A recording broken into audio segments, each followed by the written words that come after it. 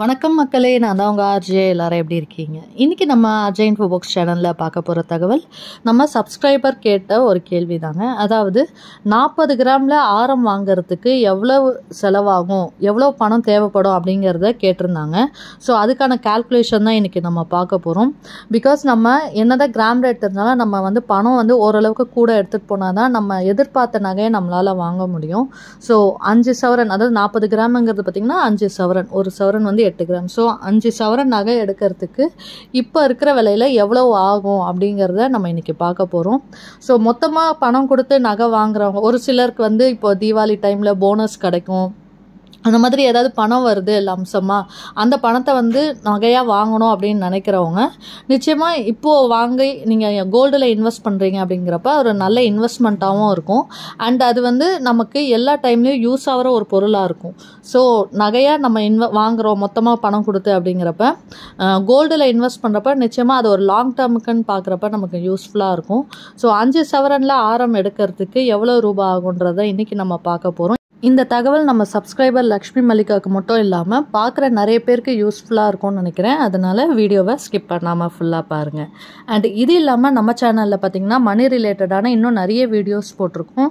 அதாவது நிறைய money saving challenges, goal saving ideas, post ஆஃபீஸில் இருக்க சேவிங் ஸ்கீம்ஸ் அண்ட் பேங்க்கில் இருக்கிற fixed deposit, recurring deposit, special டெபாசிட்கான லேட்டஸ்ட் இன்ட்ரெஸ்ட் ரேட்ஸ், இந்த மாதிரி வீடியோஸும் நம்ம சேனலில் அப்டேட் பண்ணிட்டு வரோம். இதெல்லாமும் தேவைன்னு நினைக்கிறவங்க சேனல் வீடியோஸை செக் பண்ணி பாருங்கள். அண்ட் உங்களுக்கு பிடிச்சிருந்ததுன்னா லைக் பண்ணிக்கோங்க. யூஸ்ஃபுல்லாகவும் இன்ஃபர்மேட்டிவாகவும் இருக்குன்னு ஃபீல் பண்ணிங்கன்னா சப்ஸ்கிரைப் பண்ணியும் சப்போர்ட் பண்ணுங்கள். அப்போ தான் நிறைய வீடியோஸ் போடுறதுக்கு எனக்கும் அது மோட்டிவேஷ்னலாக இருக்கும். அண்ட் அடுத்தடுத்து நான் போடுற வீடியோஸ் பார்க்கறதுக்கு பக்கத்தில் இருக்க பெல் ஐக்கான் ப்ரெஸ் பண்ணி அதில் ஆல் அப்படிங்கிற ஆப்ஷன் கொடுத்துக்கிட்டிங்கன்னா இனிமேல் நான் போடுற வீடியோஸ் கூட உங்களுக்கு இமீடியட்டாக நோட்டிஃபிகேஷனில் சேரும். ஸோ இப்போ சப்ஸ்கிரைப் பண்ணிட்டு வாங்க, நம்ம வீடியோக்குள்ளே போகலாம். ஸோ இன்றைக்கி நம்ம வீடியோவில் பார்க்க போகிறது நம்ம சப்ஸ்கிரைபர் கேட்ட மாதிரி 40 கிராம் ஆரம் வாங்கிறதுக்கு நமக்கு எவ்வளவு ரூபாய் தேவைப்படும், அதாவது நமக்கு பணம் எவ்வளவு தேவைப்படும் போய் நகை டைரெக்டாக, அதாவது பணம் கொடுத்து வாங்குறப்ப.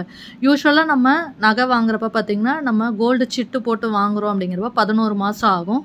அண்டு நம்ம மாதம் மாதம் கொஞ்சம் பணம் கட்டினா போதும். அண்ட் அது மட்டும் இல்லாமல் நம்ம கோல்டு சிட் போடுறதுனால நமக்கு அதில் சில பெனிஃபிட்ஸ் இருக்குது. அதாவது வேஸ்டேஜ் பார்த்திங்கன்னா நம்ம 18% நம்ம வேஸ்டேஜ் உள்ள நகைங்களை வேஸ்டேஜ் இல்லாமல் எடுத்துக்கலாம்.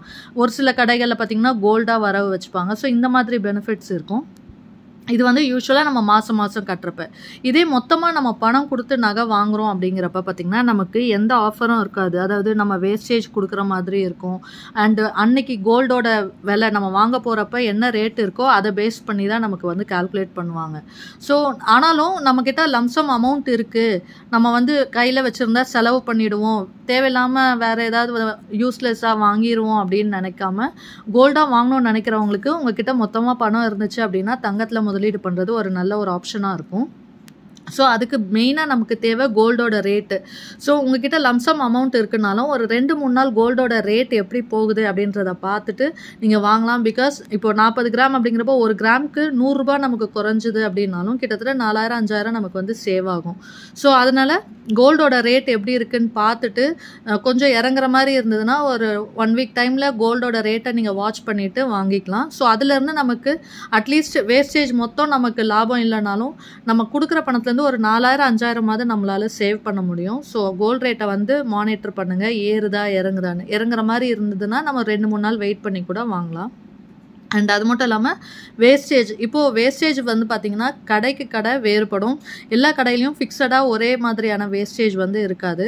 ஸோ நான் இது ஜிஆர்டி பேஸ் பண்ணி போட்டிருக்கேன் 12%லேருந்து 18%. அண்டு டிசைனை பொறுத்து இன்னும் அதிகமாக கூட இருக்கும். அண்ட் ஒவ்வொரு கடைகளில் வேஸ்டேஜ் கம்மியாகவும் இருக்குது. இப்போது லலிதாலெலாம் பார்த்திங்கன்னா வேஸ்டேஜ் ஓரளவுக்கு கம்மியாக தான் இருக்கும் கம்பேரிட்டிவ்லி ஜிஆர்டி பார்க்கும்போது. ஸோ நீங்கள் எந்த கடையில் எடுக்கிறீங்க அப்படிங்கிறது முக்கியம். அண்ட் அது மட்டும் இல்லாமல் நகையை எடுக்கிறப்போ உங்களுக்கு பிடிச்ச மாதிரியான டிசைனில் வாங்குறீங்க அப்படின்னா நமக்கு ஒரு சாட்டிஸ்ஃபேக்ஷன் கிடைக்கும். ஸோ நீங்கள் நகை மொத்தமாக பணம் கொடுத்து வாங்குறீங்க அப்படின்றப்ப ஒரு குறைஞ்சது நிறைய கடையில் ஒரு 4-5 கடையாவது போய் பாருங்கள், டிசைன்ஸ் என்ன இருக்குது அண்டு உங்களுக்கு எந்த டிசைன் பிடிச்சிருக்கு, அதுக்கான வேஸ்டேஜ் எவ்வளோ போடுறாங்க.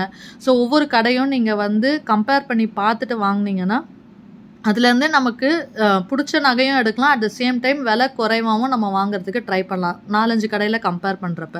பிகாஸ் சீட்டு போட்டோன்னா நம்ம அந்த கடையில் தான் நகை எடுக்கிறோம், அங்கே என்ன பெனிஃபிட்ஸ்னு நம்ம முன்னாடி பார்த்துட்டு வாங்குகிறோம். பட் நம்ம மொத்தமாக பணம் கொடுத்து வாங்குறப்ப பார்த்திங்கன்னா ஒரு சில நகைகளுக்கு தேவையில்லாமல் அதிக வேஸ்டேஜ் கொடுக்காம இருக்கிறதுக்கு இந்த மாதிரி நம்ம விசாரிச்சுட்டு எந்த கடையில் கம்மியாக இருக்கோ அந்த மாதிரி வாங்குறப்ப பணத்தை மிச்சப்படுத்த முடியும். அண்டு ஜிஎஸ்டி வந்து 3%. இது வந்து காமனாக எல்லா இடத்துலையும் ஒரே மாதிரியான வேஸ்டேஜ் தான், ஒரே மாதிரியான பர்சன்டேஜ் தான் வந்து ஜிஎஸ்டி 3% எல்லா கடைகள்லையும்.